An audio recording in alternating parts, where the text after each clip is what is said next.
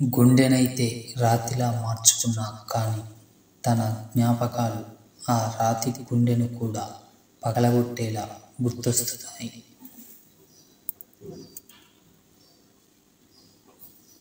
మరిచే మనసు నాది కాదు, మర్చిపోయే జ్ఞాపకం నువ్వు కాదు.